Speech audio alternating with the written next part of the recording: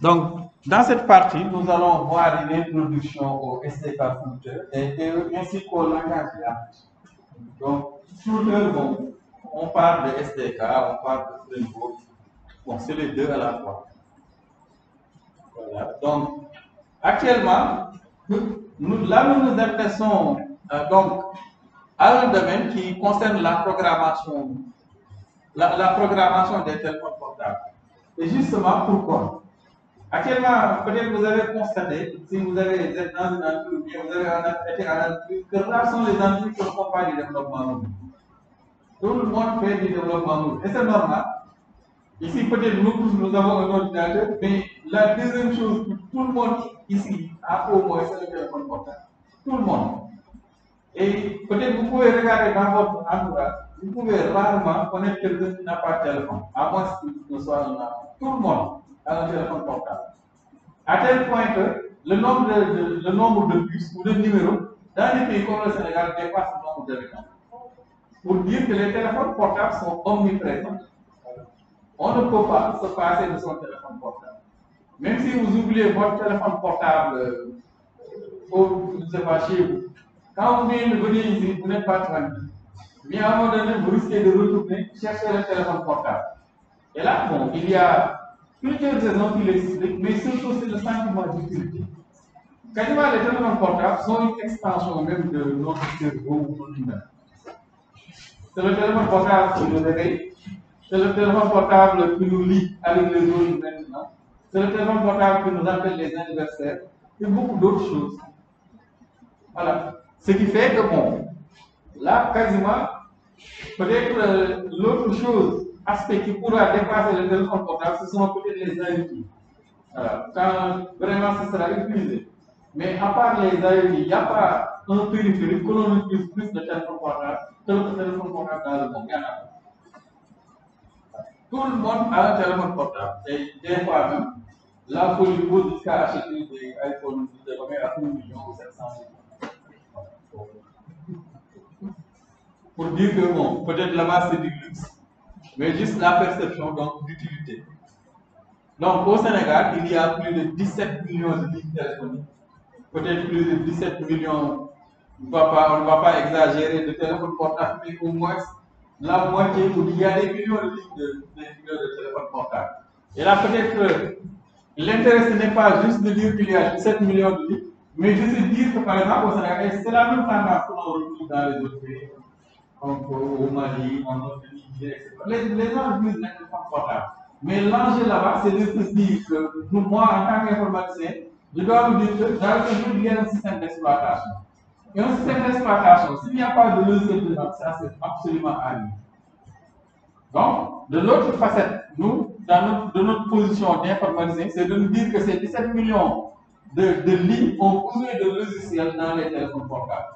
Bon, malheureusement, si vous allez dans Play Store, rares sont les applications importantes développées par nous, les applications. Ce sont des applications, nous réutilisons que des applications que les autres quasiment développées. Et ça, c'est un enjeu que vous devez prendre, vraiment, vous devez prendre la musique de l'importance.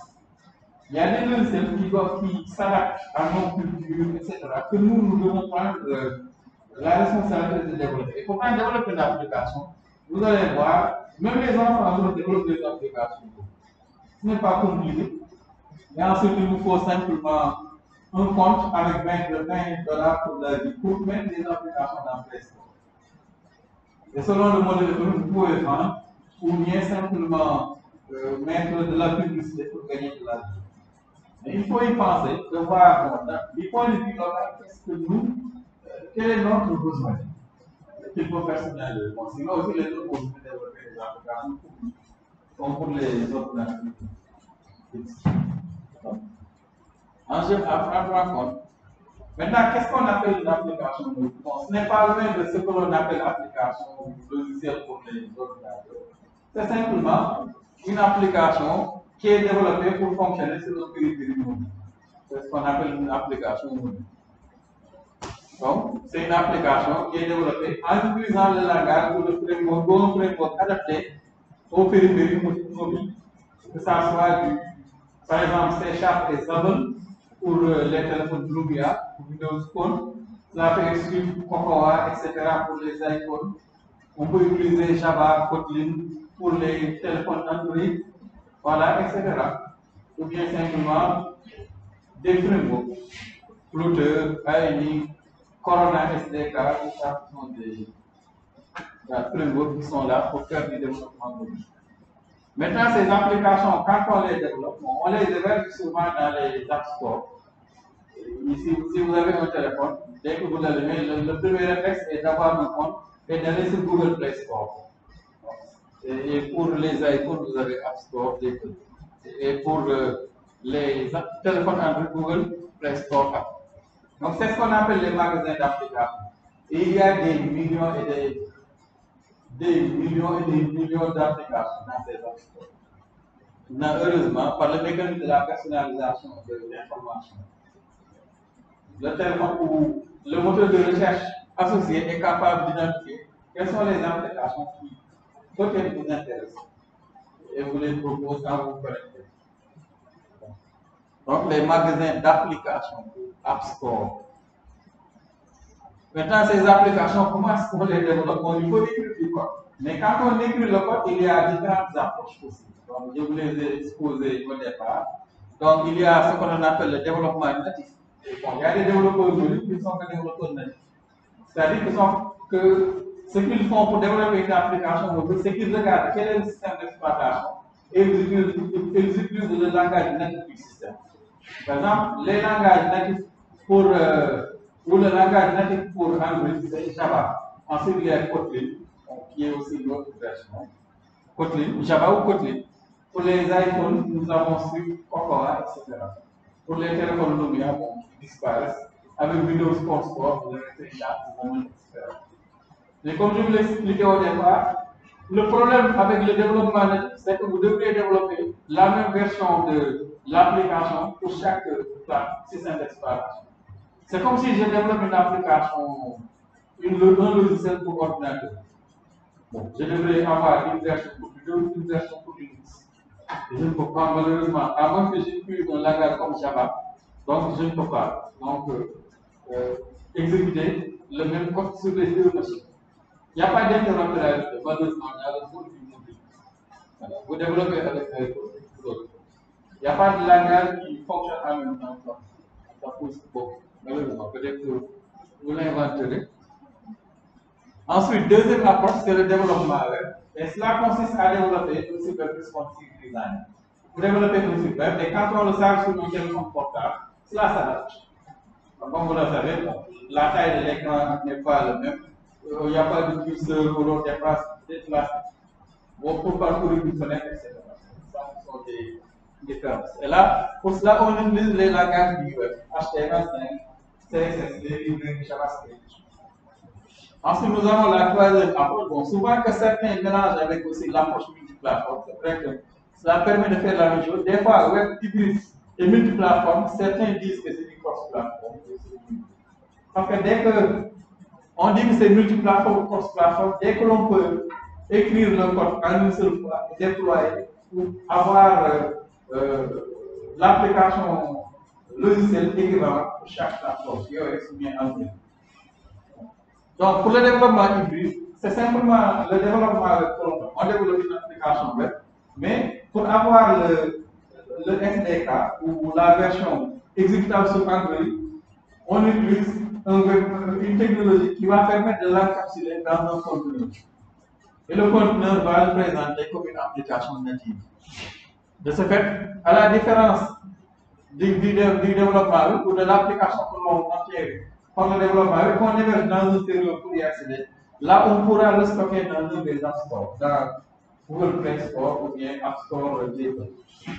Et enfin, nous avons le développement multiplateforme natif ou cross-plateforme, voilà, qui utilise des solutions computer et d'autres comme React, Xamarin, Corona, SDK, Qt, SendShare, tout ça, ce sont des frameworks. Mais l'ensemble de ces technologies-là, quand on parle de développement multiplateforme, cross-plateforme, là on va utiliser un code commun. On écrit le code une seule fois. Et il y a différentes approches multiplateformes. Soit on génère automatiquement le code équivalent pour iOS et pour Android. D'autres aussi vont, voilà, à l'exécution, voir quelle est la partie du code qu'il faut exécuter, etc. Ce sont les 4 approches pour développer une application mobile. Mais les approches hybrides et multiplateformes des web sont beaucoup plus économiques. Parce qu'on écrit le code une seule fois. Mais pour l'approche web, vous ne pourrez pas le mettre dans App Store. Il faut l'héberger dans un serveur. Donc, pour le développement hybride aussi, bon, il y a des avantages. Il y a une partie des fonctionnalités du téléphone portable auxquelles vous n'aurez pas accès. Bon, et d'autres inconvénients pour chaque approche. Oui, oui, multiplateforme. Multiplateforme. Puisqu'il y a des langages divers. React inclut aussi le JavaScript. Voilà, qui est un langage divers. Pourquoi on dit que c'est multiplateforme mais hybride. Mais quand vous développez avec React, vous pouvez déployer sur iOS. Oui, c'est comme Flutter. React même est beaucoup plus puissant et beaucoup plus utilisé. Mais il est très simple. Je vous invite à regarder des tutos sur YouTube. Vous pouvez l'apprendre. Moi aussi, j'ai choisi Flutter parce qu'au Sénégal actuellement, tout le monde demande Flutter. Je ne sais pas pourquoi. Mais c'est normal. Parce que quand Google porte une technologie, là, il faut l'utiliser. Voilà, Google et Facebook, ce sont les géants divers. On a intérêt à utiliser des technologies qui sont développées. Ça vous permet d'avoir d'autres portes sur les technologies, les services qu'ils proposent, etc. Donc, bon, vous avez ici 2 liens que vous pouvez visiter avec un tableau comparatif des approches natives, hybrides et cross-platform. Et comme je vous l'expliquais, quand vous faites du développement natif, vous utilisez le langage natif. Mais vous devrez implémenter la même version de l'application pour chaque plateforme. Ce qui est coûteux. C'est le développement de jeux coûte extrêmement cher. Ensuite, vous avez l'approche hybride qui permet d'écrire un seul code et d'avoir l'application équivalente pour chaque système d'exploitation, mais qui se base sur les langages divers. En réalité, ce n'est pas donc je dis SDK, comment ça s'appelle? L'extension pour les applications Android. Voilà, vous n'appelez pas un APK sur Android, mais en réalité, c'est une application qui est encapsulée dans notre contenu et qui le présente comme un APK. Voilà. Et ensuite, donc, vous avez aussi l'approche cross-platform, donc nous allons voir. En termes d'outils, quand vous faites du développement natif, vous avez Android Studio, Eclipse, Appcore, Xcode, NetBeans, tout ça sont des outils. Voilà. Donc, pour le développement hybride, vous avez des outils comme Ionic, Apache Cordova, Visual Studio, etc. Et pour l'approche cross-platform, vous avez React Native, Flutter et Xamarin. Donc, ils sont des approches cross-platform. Voilà. Et donc, il y a plusieurs différences. On a des technologies à maîtriser, ne serait-ce que quand vous serez chef de projet. Le projet pour comprendre le développement de l'application.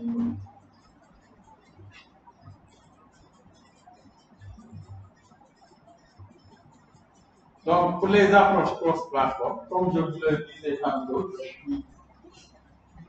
c'est le type de développement que nous allons utiliser. Donc, je vous le disais tout à l'heure, il n'existe pas d'interopérabilité entre les langages utilisés pour le développement. C'est comme vous n'avez pas le style de Java. Par exemple, vous développez une application Java, avec la machine, vous pouvez l'exécuter sur Windows et sur Linux, la même application. Malheureusement, nous n'avons pas ce système dans les téléphones portables. Voilà. Donc, avec l'approche cross-platform, la promesse est d'écrire un seul code et de pouvoir obtenir ou déployer l'application sur l'ensemble des systèmes d'exploitation. C'est seulement la particularité. Mais ici, quand je parle d'approche cross-platform, ce sont les approches cross-platform qui utilisent un langage natif. C'est le cas de Xamarin, c'est le cas de Flutter. Bon, il y en a d'autres qui n'utilisent pas le langage natif. Bon, le langage natif.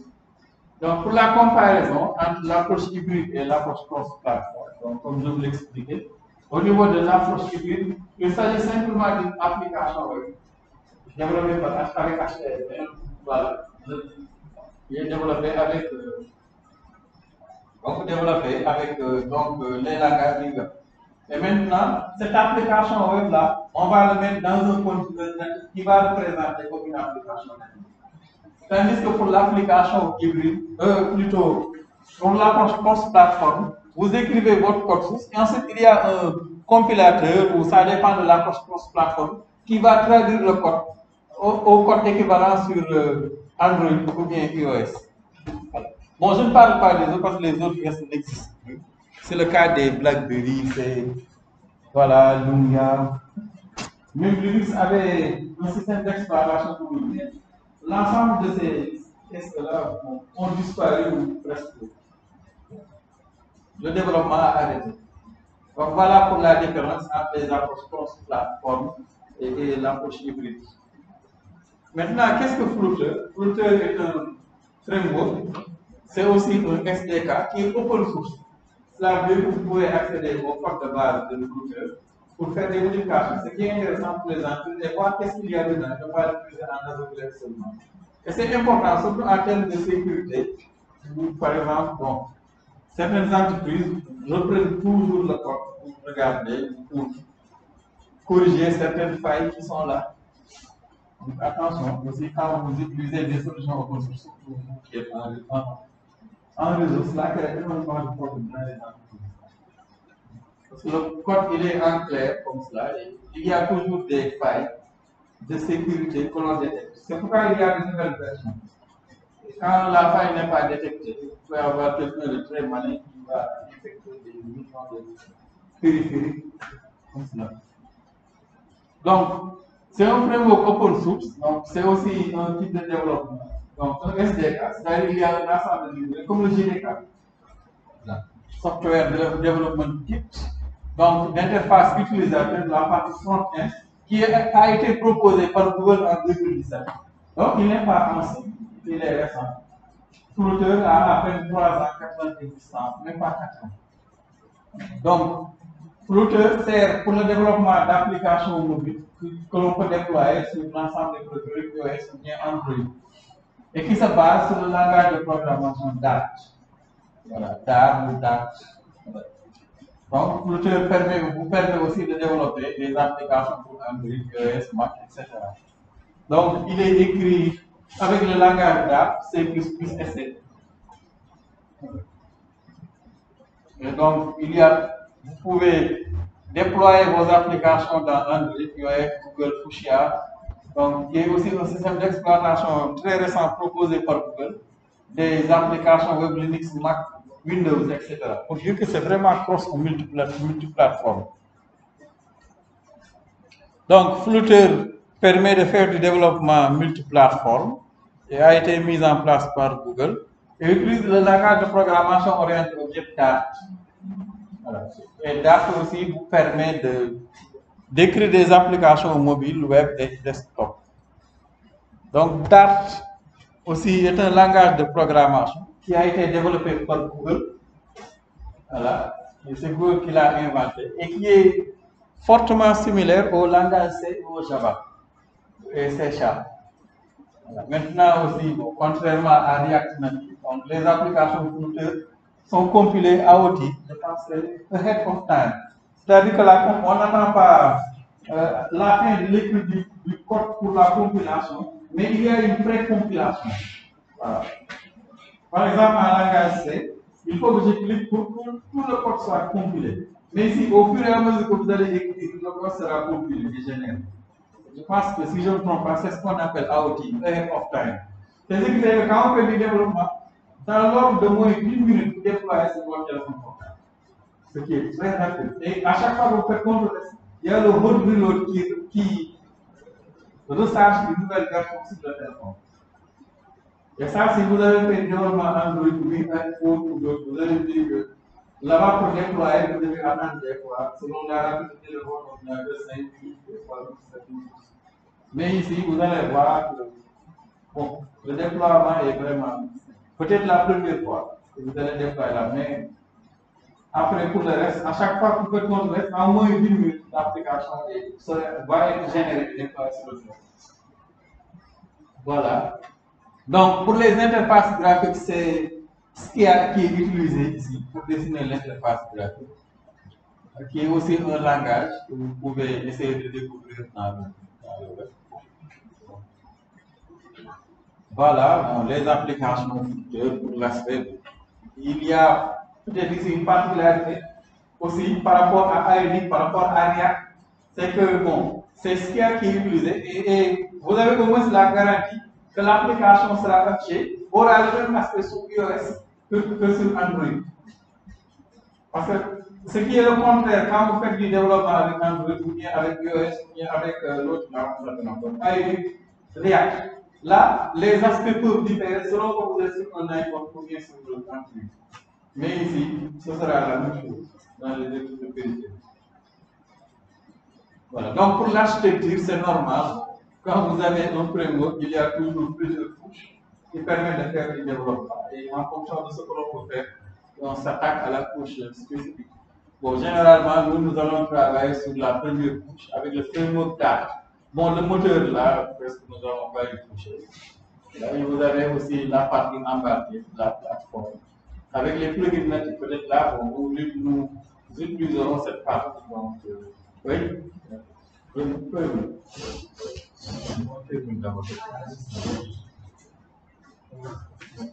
Merci. On va avoir des câbles. Hein?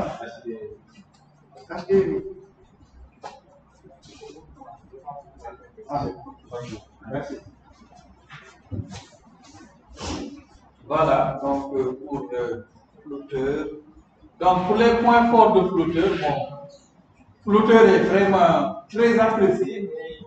Si la tendance se continue, Flutter va finir par dominer React, Android et toutes les formes de développement. Et quoi qu'on dise aussi, bon, le développement est simple. On a un design vraiment qui est très très apprécié.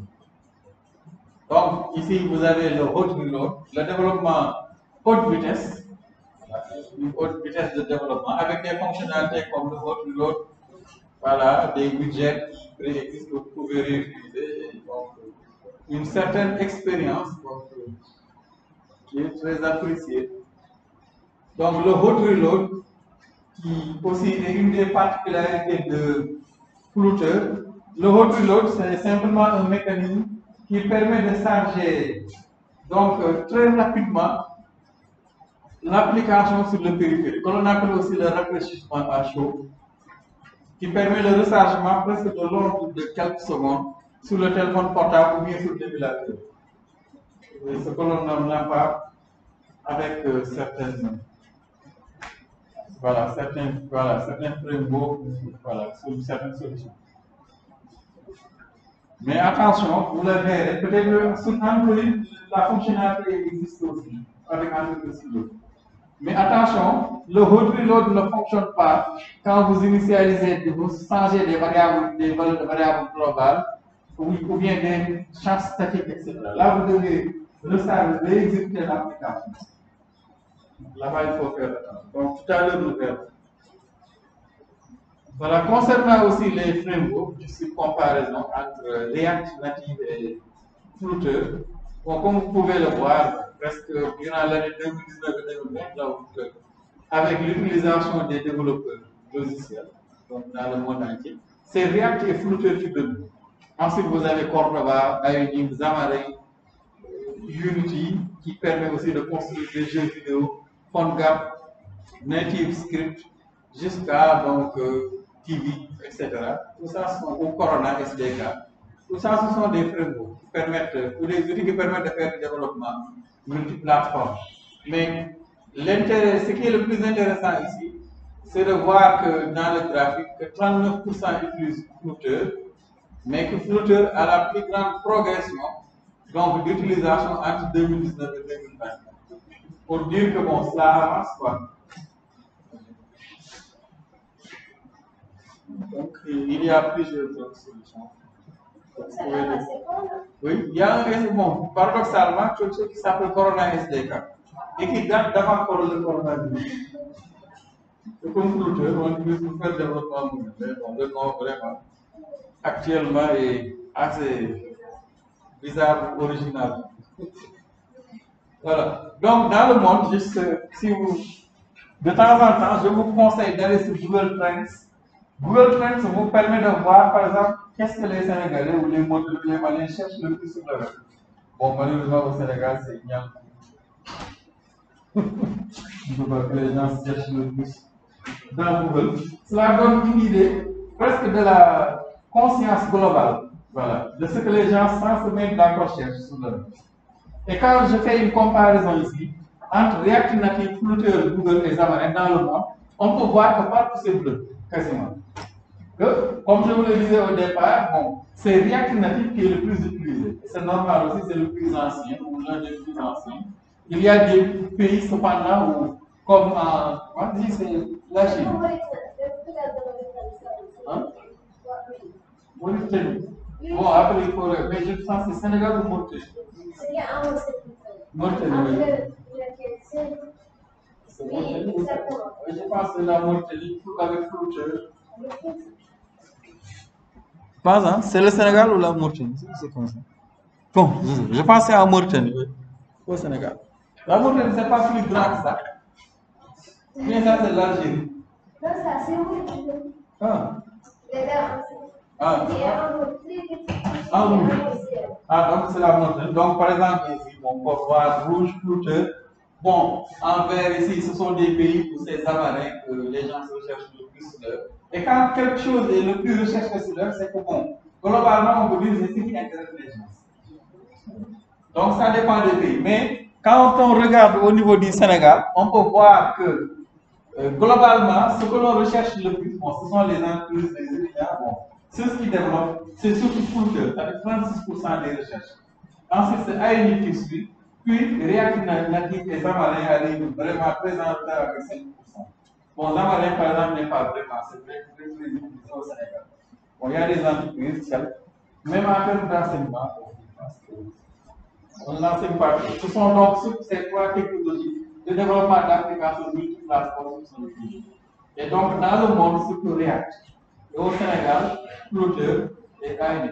Mais derrière, cela permet aussi de se dire que Angular est très très utilisé au Sénégal. Parce que ANI, on fait de la programmation avec Angular. Et React aussi, avec React, voilà, comment ça s'appelle? JF, comment ça s'appelle encore? Voilà. Donc, derrière aussi, hein? Oui, Flutter avec ça. Mais Flutter permet aussi de développer des applications web de support en même temps. Bon, vous pouvez aller cliquer là et choisir aussi un autre pays si vous voulez. Avec Google Trends.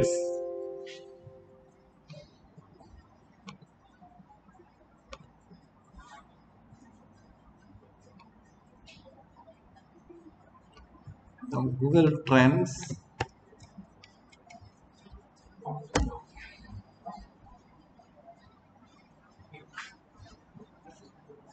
Voilà, par exemple, ici, dans tous les pays, vous pouvez aussi changer. Par exemple, je vais regarder mon prix.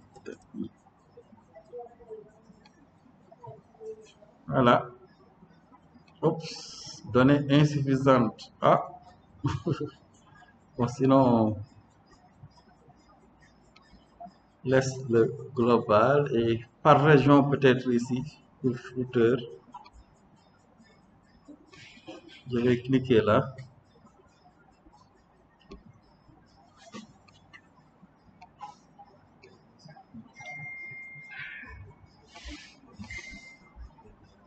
Ah.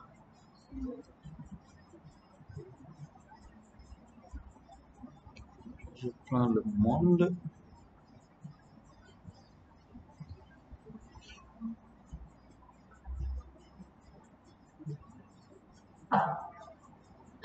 Bon, il n'affiche rien du tout.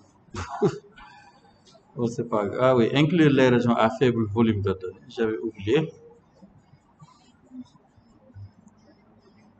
Bon, là, il n'affiche que le Sénégal. Je pense en Mauritanie, il n'affiche rien du tout.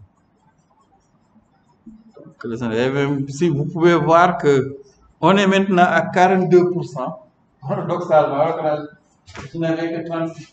Pour dire que Flutter, ça progresse. Et c'est normal. Nous qui sommes un peu dans les technologies mobiles, nous ressentons dans les demandes, souvent on demande des stages, etc. Mais Flutter est vraiment demandé actuellement au Sénégal. Peut-être qu'il y a des projets. Vraiment, s'il y a une technologie à connaître, c'est Flutter actuellement. Donc, il faut faire des investigations et essayer donc de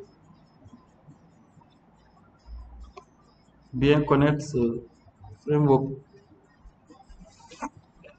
Maintenant, une autre comparaison entre React Native, Ionic et Flutter. Bon, en termes de langage, pour faire du développement avec React, on pouvait utiliser JavaScript, voilà, etc. Ionic, les langages du web, parce que c'est une approche hybride. Et surtout TypeScript. TypeScript, c'est le langage voilà, qui est fait pour Ionic. Bon, vous pouvez aussi utiliser comment ça s'appelle. Voilà, TypeScript, c'est un sur-ensemble du JavaScript. Et pour Flutter, vous avez Dart. Je pense qu'il y a aussi un langage qui s'appelle Angular Dart. Vous pouvez aussi l'utiliser. Donc, en termes d'approche, React Native est multiplateforme. Ionic est à la fois multiplateforme et hybride. Et Flutter aussi est multiplateforme. Bon, on dit hybride parce qu'il y a un langage qui donc, Ionic est la technologie la plus ancienne de 2013. Ensuite, nous avons React Native qui est proposé par Facebook. Et là, donc, depuis mai 2017 avec Google Flutter. Naturellement, puisque Flutter est la technologie la plus récente, donc Flutter a la plus faible communauté. Et il y a de grosses entreprises qui utilisent ces frameworks, comme Alibaba, APAC, Google, Tencent, eBay, tout ça. Ce sont des entreprises qui utilisent Flutter. Vous avez aussi la liste pour Ionic, la liste pour React Native, et notamment Facebook. C'est Facebook qui l'a utilisé, Uber aussi. Donc, justement, en parlant de communauté, il y a Stack Overflow qu'il faut souvent visiter, puisque le développement avec les frameworks s'accompagne d'exceptions, forcément. Un jour ou l'autre, vous allez vous retrouver même à l'installation avec des erreurs qui vraiment ne sont non, rien à voir avec votre code. C'est parce que c'est souvent les frameworks. Ce qu'il faut simplement copier la trace de la coller sur vous. Mais des erreurs ou des exceptions, vous en trouvez souvent. Donc, pour l'installation, je vous avais déjà envoyé voilà, les outils nécessaires pour faire du développement avec Flutter. Je vous avais déjà tout envoyé avec 4 éléments à installer. Donc, d'abord, Flutter SD4, il faut télécharger et vous le dézippez quelque part. Dans le C, dans le D, bon, où vous voulez. Ensuite, il faut installer Git. Nous en aurons besoin. Ensuite, il faut installer le JDK, normalement vous l'avez déjà, surtout la version 8. Vous pouvez essayer avec les autres versions qui sont souvent problématiques, mais la version 8 ne pose pas de problème. N'oubliez pas, après avoir installé le JDK, de mettre le Java Home dans le path. Vous le spécifiez, c'est le point programme file souvent, /JDK_8/bin. Ensuite, il faut installer Android Studio. Bon, juste pour l'utiliser comme environnement de développement, pour déployer des applications entreprises, je pense que vous pouvez. Bon, tout le gars sur le final de des téléphones Android. Il y a aussi, vous recherchez cela, je m'en vois que je n'ai pas d'accord. Mais vous pouvez développer et déployer avec sur iPhone. Je n'ai vraiment pas mis la manière de cela. Je ne pouvais même pas le tester. Mais je pense qu'il faut avoir un Macintosh, un document. Au moins avoir un téléphone iPhone. Et les iPhones, ça ne coûte pas 30 000, 40 000. Très cher. Donc, pour l'installation, comme vous l'avez vu, il faut venir dans ce site. Vous cliquez ensuite sur Get Start, donc flutter.dev. Ensuite, pour l'ensemble des systèmes d'exploitation, vous avez l'icône ici. Vous cliquez sur l'icône spécifique donc du système que vous utilisez. Donc, soit c'est Windows ou bien Mac ou Linux ou voilà, Chrome OS. Voilà. Donc, ensuite, il vous expose ici les prérequis pour l'installation, notamment Alors,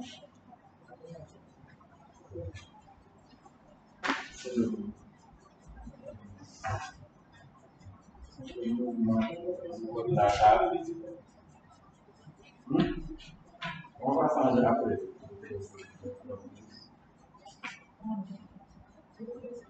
Non, c'est pas.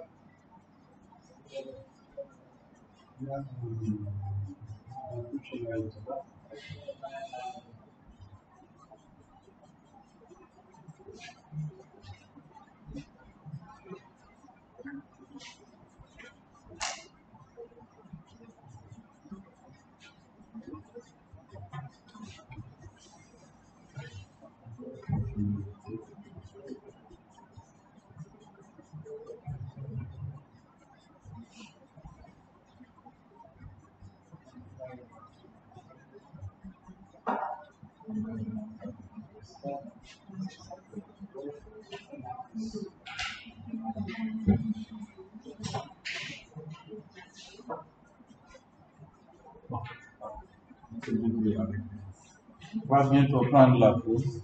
On va changer. Voilà, ensuite il faut télécharger le SDK. Donc, par exemple pour Windows et pour le dissiper quelque part. Bon, vous pouvez aussi utiliser Git après l'avoir installé et avec Git clone, vous pouvez cloner le dossier de Flutter qui est dans Git. Donc avec Git, c'est un site où l'on héberge des versions d'applications web. C'est un outil de versionning. Mais c'est un site Git. Par exemple, quand je fais du développement, cela me permet d'uploader mon code là-bas et de le partager avec d'autres. Mais aussi d'avoir les différentes versions stables là-bas. Utilisé par les développeurs. Bon, il n'y a pas de Git, il y en a d'autres qui sont utilisés. Je vous montre tout à l'heure. C'est là où il y a ça. Hein? C'est là où il y a Oui, ça. c'est Git. C'est la même chose. Bon, on dit Git, mais c'est GitHub. Bon, il faut l'installer, il faut vous être très utile.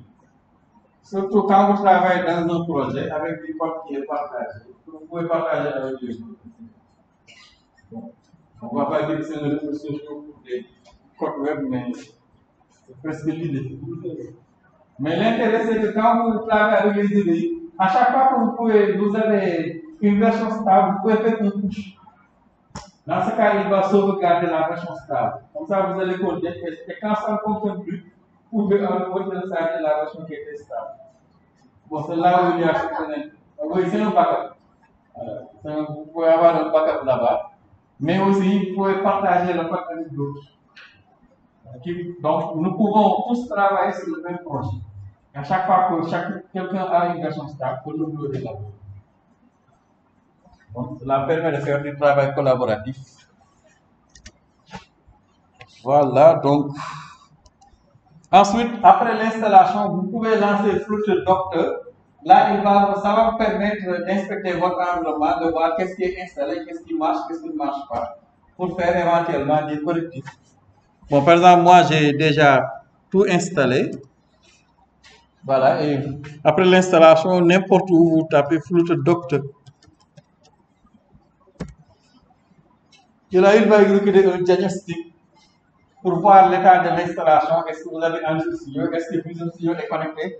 Est-ce qu'il y a un téléphone portable qui est connecté? Par exemple, je vais brancher mon téléphone pour pouvoir y déployer, etc. Donc là, par exemple, il est en train de regarder quelle est l'état de la licence Android. Vous avez, donc ici, il a détecté que là, j'ai installé Flutter. Donc, dans Windows, donc là, il vous est surtout utile quand ça ne marche pas, quand ça ne fonctionne pas, pour voir qu'est-ce qui est bon. Pour certaines œuvres, des fois, ça ne fonctionne pas vraiment. Comme par exemple ici, il affiche la version de Flutter que j'ai installée. Voilà. Bon, il y a des capteurs pour la stabilité. Donc la version, même aussi la version de Windows, etc. Bon, il n'a pas détecté Android Studio, c'est parce que sûrement il n'a pas vu le lien dans les variables d'environnement. Il a détecté qu'il y a Visual Studio connecté que j'ai connecté ici au périphérique. Donc, il a Dr. Found, Facebook, into two catégories. Ce sont les deux là. Et éventuellement, vous pouvez faire des vérifications pour voir quelles sont les mesures à prendre pour cela. Flutter Doctor. Donc, Git, il faut l'installer. Ensuite, je vous conseille aussi, dans la mesure, surtout quand vous devrez faire des démos, pour les présentations, d'installer Visor. Bon, il n'y a pas que Visor, il y en a d'autres. Ce sont des applications qui permettent de visualiser le téléphone sur l'ordinateur. Bon, il y en a même pour lesquels vous n'avez pas besoin de brancher un câble. Donc, il n'y a pas que Visor. Les étudiants souvent en connaissent d'autres. Visor va me permettre, quand je vais coder, que vous puissiez voir mon téléphone portable, donc affiché sur mon ordinateur. Quelle est la différence entre l'émulation? Bon, l'émulateur simule un téléphone portable, tandis que Visor projette l'écran de mon téléphone portable. Oui, l'écran réel. Comme par exemple là, je vais le lancer, Visor il est là. Donc vous l'installez, il y a deux versions. Il faut télécharger l'APK sur Play Store et l'installer. Ensuite aussi, il faut installer le setup. Vous recherchez sur Google l'exécutable, vous l'installez. Ensuite, il y a un APK sur Play Store à télécharger et installer.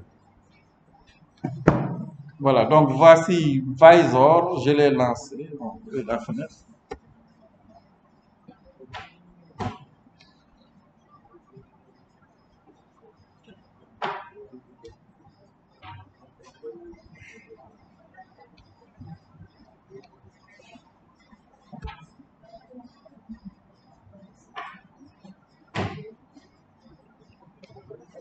Bon, Visor ne se lance pas.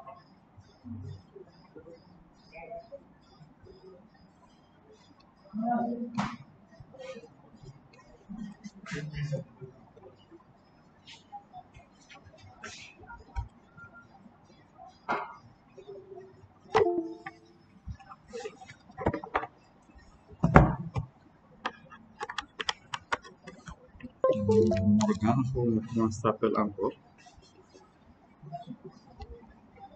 Ça décolle dès que l'on veut.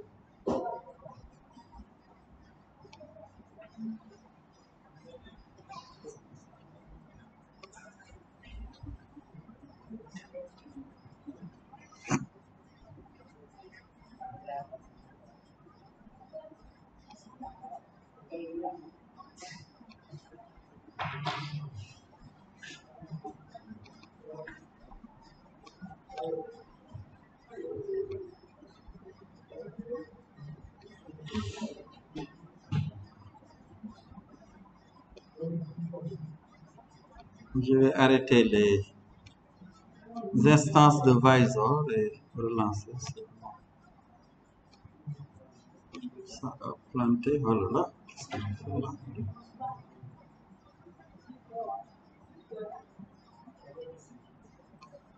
Ah. Attendez un peu, que je prenne la pause. Donc là, quand je lance Visor, voilà, là, il va ouvrir une fenêtre qui va afficher en temps réel l'écran de mon téléphone portable. Donc quand on fait des démos, etc., c'est très utile, bien pour le cours. Bon, il y a une version payante. Là, il est en train de projeter mon téléphone portable. Oui. Oui, là, par exemple, si je clique là, je suis dans mon téléphone. Par exemple, là, je suis dans les contacts. Je peux cliquer là pour, voilà, venir là. Bon, il était au niveau de l'installation. Là, je manipule le téléphone. Je peux cliquer là. Par exemple, composer, etc. Ça permet de faire des démos, voilà, et de voir le téléphone en temps réel. Néanmoins aussi, donc vous pouvez aussi, il y a des versions avec lesquelles vous n'avez pas besoin du câble. Donc il va synchroniser le téléphone par le Bluetooth ou par le Wi-Fi. Donc très utile quand on fait des démos.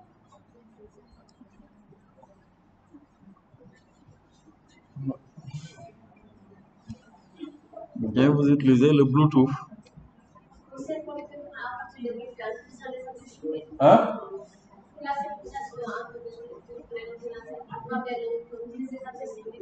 Bon, ça, je sais. Par exemple, le projecteur, je peux le synchroniser avec mon téléphone portable, avec casse screen. C'est la même chose. Non? Maintenant, comment ça se fait vraiment? Par exemple, il y avait un temps où, au campus, dans les salles de projection, on synchronisait l'écran de l'ordinateur automatiquement avec le projecteur. Mais là, ça passait par le réseau. Bon. Là, on va voir comment transmettre comme une vidéo pour entrer l'écran de l'ordinateur ou l'écran projecteur. Donc, Visor, bon, ce n'est pas obligatoire, mais vous pouvez l'installer.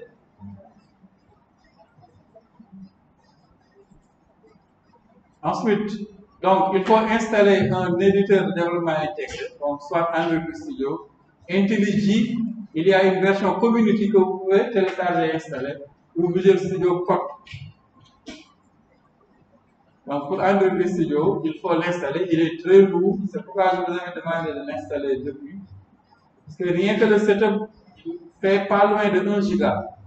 Et quand vous le téléchargez, après l'installation, il y a énormément de paquets à installer. Alors, ensuite, il faut configurer les variables d'environnement. Voilà. Ce sont les mêmes, normalement vous avez le même chemin, sauf la partie là, C2.user et le nom de mon compte, que j'aurais dû flouter. Voilà, mais sinon pour le reste, vous avez les mêmes paramètres. Ensuite, il faut maintenant installer le plugin qui va vous permettre d'utiliser Flutter dans Android Studio. Pour cela, comme je vous l'ai montré ici, vous cliquez sur Configure, Plugins, quand vous lancez Android Studio. Ensuite, il va vous ouvrir une fenêtre de ce genre et vous cliquez sur Marketplace. Soit vous tapez ici Flutter, ou bien vous parcourez la liste et vous verrez Flutter ici. Et là, il faut l'installer. C'est un plugin qui va permettre d'utiliser Flutter avec Android Studio. Il faut aussi faire la même chose pour Dart. Là. Et là aussi, vous installez le plugin pour Dart. Et ensuite, vous pourrez créer votre premier projet. Donc, Start New Flutter Project. Et il y a 4 templates qui sont proposés pour créer un plugin, un package ou un module. Bon, nous allons seulement utiliser cette partie pour la création d'applications. Donc, comme d'habitude avec Android Studio ou Eclipse, donc il faut spécifier le nom du projet. Il va vous demander le dossier où se trouve le SDK. Donc, vous cliquez sur les 3 points et vous lui indiquez là où vous allez dézipper Flutter SDK. Ensuite, vous pouvez changer l'emplacement ainsi que la description du projet. Par exemple, là, je clique sur les 3 points et je choisis donc Flutter, le dossier. Ensuite, donc, vous cliquez sur Next, Next, Next jusqu'à la fin. Bon, vous pouvez aussi en même temps aussi dire quel langage est-ce qu'on utilise pour Android, Kotlin et l'autre. Bon, ici maintenant, pour Android, il va proposer, je pense, 2 choix, Kotlin et Java. Voilà, il est là, c'est même là, plateforme Channel Language. Et pour iOS, Swift. De toute façon, nous verrons qu'après la création, vous avez 2 dossiers, comme je vous le disais avec l'application, l'approche cross-platform. Il y a un dossier Android et un dossier iOS. C'est dans le dossier libre que vous avez le fichier main.dart qui est le point d'entrée. Et à chaque fois que vous allez écrire des codes avec l'outil, il va automatiquement compiler et générer le code équivalent Android et iOS. Voilà. Et quand donc si vous voulez déployer sur votre téléphone aussi, il faut activer le mode développeur. Sinon, vous ne pourrez pas déployer dans votre téléphone. Pour cela, il faut aller dans les paramètres Settings. Ensuite, vous recherchez dans les paramètres à propos du téléphone ou bien About Device. Quand vous entrez là-bas, il y a tout à fait en bas numéro de build ou build number. Et là, il faut tapoter progressivement. Vous allez voir, il va faire une décompte. Et quand ce sera bon, vous allez avoir une option supplémentaire dans les paramètres qui est Developer Option ou Mode Développeur. Et quand vous entrez là-bas, il faut activer cette option, USB Debugging. Donc, qui est le mode pour les développeurs, il y a aussi d'autres options. que nous n'allons pas utiliser. Ce qui va vous permettre de déployer sur votre téléphone portable. Donc, pour exécuter, on clique là, sur ce bouton vert qui est là. Vous avez votre loading ici, qui est toujours activé. Voilà. Donc, exemple de création de projet, l'installation. J'espère que vous avez tous pu le faire. Sur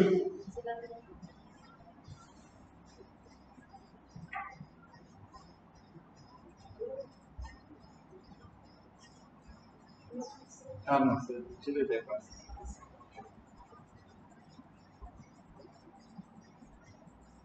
Voilà.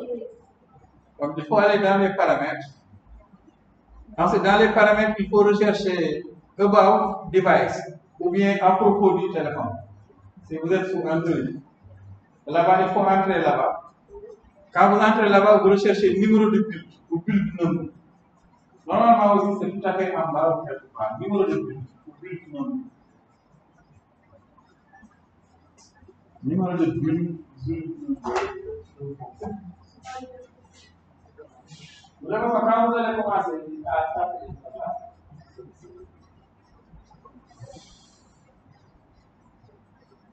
numéro de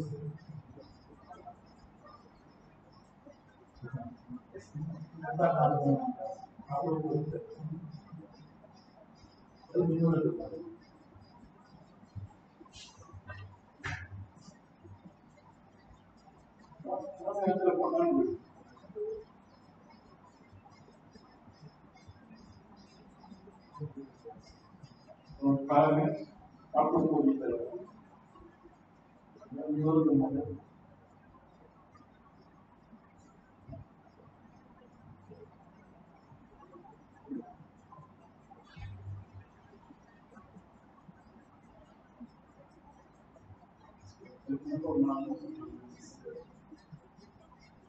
Numéro de version.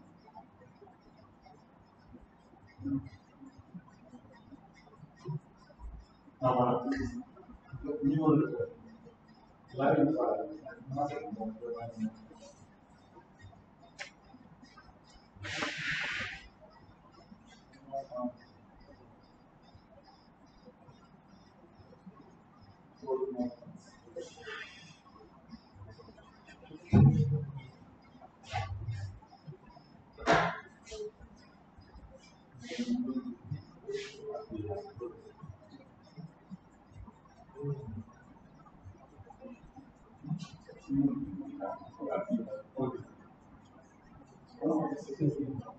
voilà, c'est bon. Là, on a fait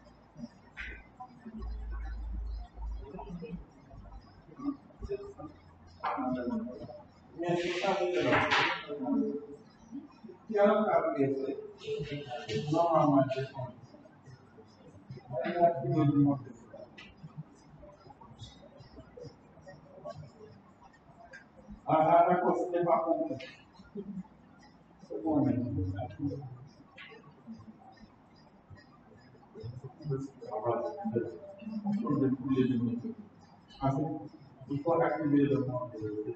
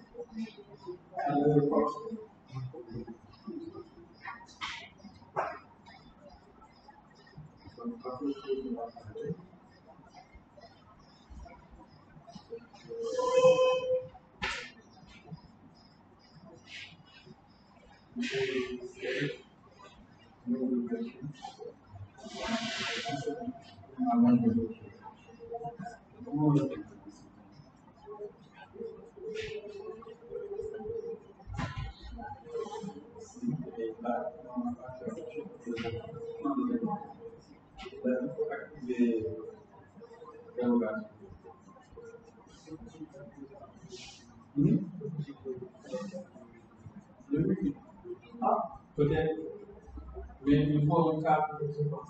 Avec le régime, il faut avoir l'intensité. Il y a certains qui le font avec Zamalek, mais avec l'intensité. Il y a activé le mot. Les bagages de pour aller prendre la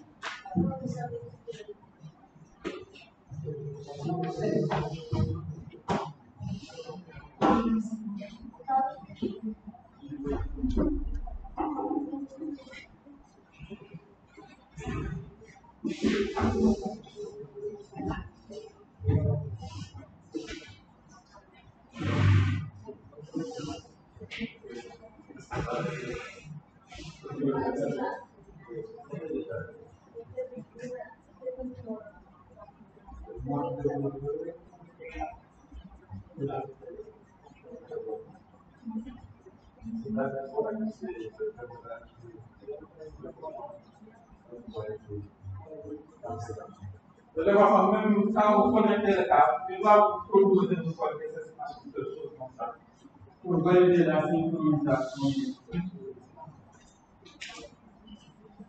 Donc, juste un exemple, comme ça je vais déployer sur mon téléphone portable. Voilà, donc ici, je vais créer un nouveau projet. Pour cela, je clique ici sur Create New Future Project. Ne confondez pas avec le premier. Le premier, c'est pour créer des applications Android, pour faire le développement Android. Hein? Deuxième lien, Create New Future Project. Donc, vous cliquez sur le second lien pour créer un projet Flutter. Voilà, et là, vous avez New Flutter Project avec les 4 templates. Vous laissez le premier, vous cliquez sur Next. Bon, il vous demande un nom. Vous mettez le nom, par exemple, 16, 11, 20, 20. Vous mettez un nom d'application, un nom de projet. Là aussi, vous devez cliquer sur les 3 points et renseigner le chemin où vous avez désigné Flutter SDK. Que vous avez normalement installé. Moi, je l'ai directement mis dans mon dossier D. Et voilà, il m'amène directement dans le dossier. Et je le choisis. Il n'y a pas de bin ni rien. C'est le dossier racine. De là où vous avez dézippé Flutter SDK. Une fois ceci fait, bon, si vous pouvez cliquer sur Next. Ensuite, bon, là, ce sont les noms de paquets que vous pouvez modifier. Par exemple, ici, bon, j'ai comme point exemple point IPG de avec ceci. Vous pouvez mettre d'autres noms aussi. Ensuite, finish.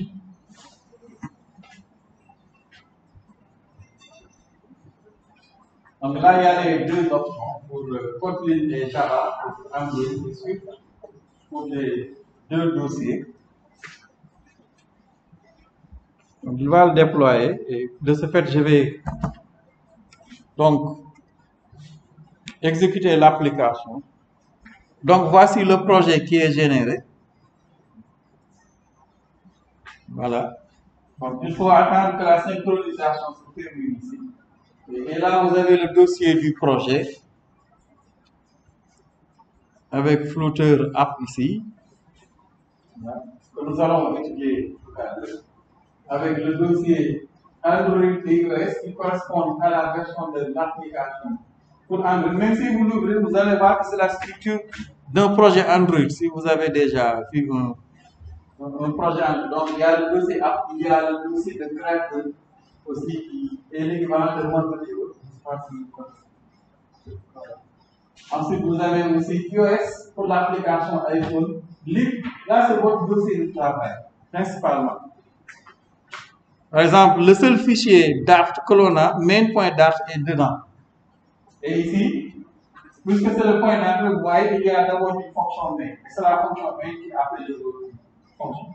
Là, par exemple, on lance avec une instance de MyApp, donc qui est la classe ici. Donc, que nous allons étudier dans la partie Flutter. Bon, quoi qu'il en soit, pour exécuter, donc vous cliquez ici sur ce bouton vert. Là, il va déployer l'application sur votre téléphone portable. Là, donc, le processus se lance. Launching, donc, lib/main.dart x650c. Là, il va le déployer. Oui. Le mode, c'est déjà fait. C'est la manière là dont je me suis. Pour iPhone, vraiment, je ne sais pas. Comme je n'ai pas d'iPhone, je n'ai pas essayé. Mais si vous regardez sur le web, là, il faut avoir l'export, je pense. Ensuite, il y a un certain nombre d'étapes. Mais vraiment, je l'ai jamais fait.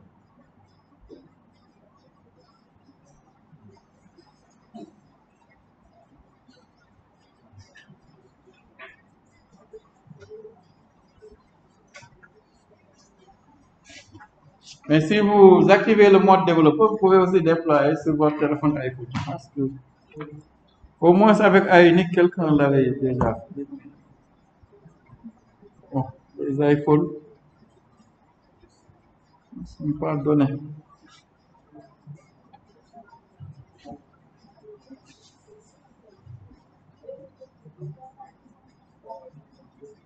Bon, le premier chargement peut vraiment prendre du temps, mais il faut patienter.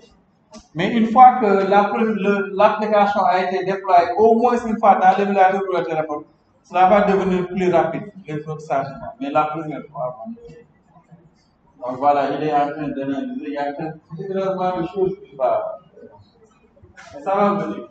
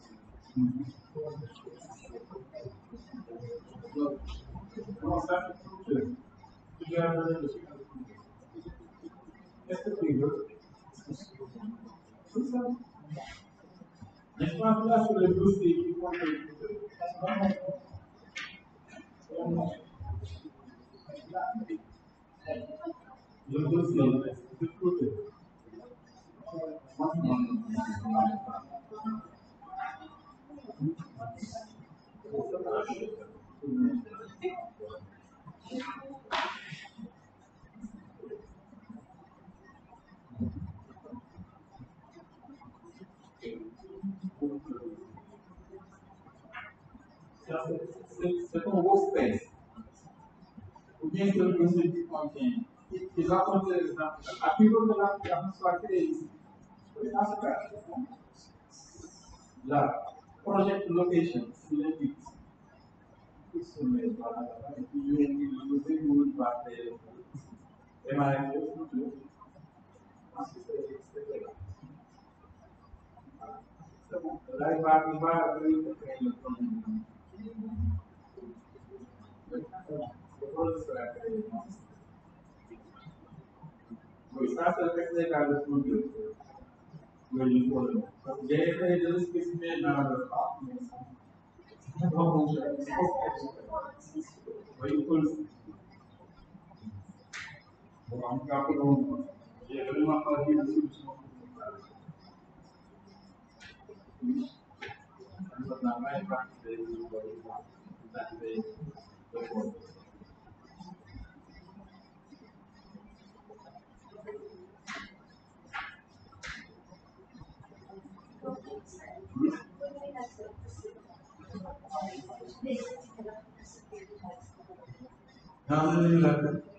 Oui, c'est possible. Mais est-ce que tu as déjà créé une place?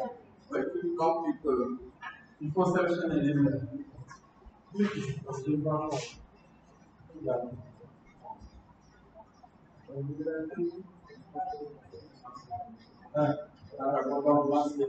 Oui, c'est vrai. Allez.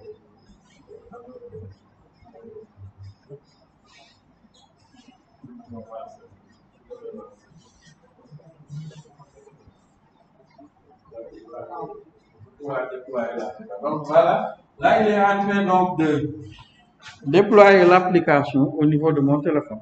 Donc voilà, voici l'application par défaut qui correspond à ce code.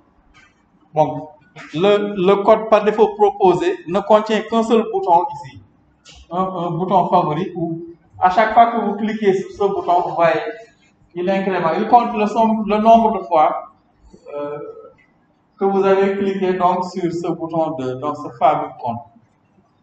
Voilà. Donc là, il utilise le thème bleu. Donc nous verrons tout à l'heure où dans la partie footer, là c'est le thème bleu que vous pouvez changer ici. Par exemple, si je mets red pour voir le hot reload, dès que je fais CTRL S, il va sauvegarder et recharger automatiquement, vous voyez, avec le thème rouge. Ça, c'est vraiment rapide. Qu'on n'a pas à se casser la tête avec.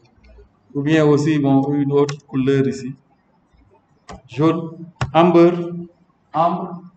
voilà, et automatiquement, vous voyez, le thème change. Et la programmation est vraiment très, très simple ici. Donc, voilà pour cette partie. Donc, essayez de créer au moins un premier projet, de terminer l'installation, de créer un projet. Voilà, comme ça, nous verrons la partie Dart, les notions de variables et autres. Donc, vous pouvez conserver le même projet que nous allons utiliser pour la partie Dart. Bon, nous allons devoir effacer ce qu'il y a dans le fichier main.dart et ne conserver que la fonction main pour juste tester la déclaration de variables. Oui?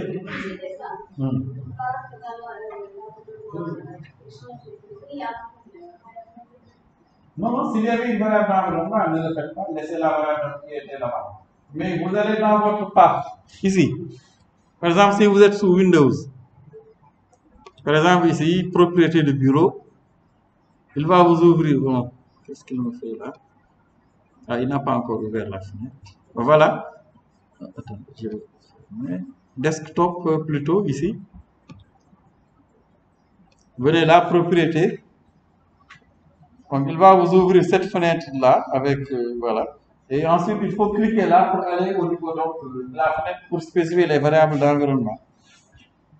Voilà. Donc ici, variable d'environnement. Voilà. Là, il faut renseigner le path. Regardez ici. Dans le path ici, pour le JDK, c'est le programme Java JDK. Vous pouvez aussi rajouter donc la variable Java Home ici. Donc, vous voyez, j'ai mis Java underscore Home avec le même chemin. Sans plus. Bon, normalement, je pense que vous l'avez déjà fait lors des cours précédents qui utilisaient Java. Voilà, donc nous allons essayer de vous laisser créer votre premier projet avant que l'on ne continue avec l'étude du langage Dart.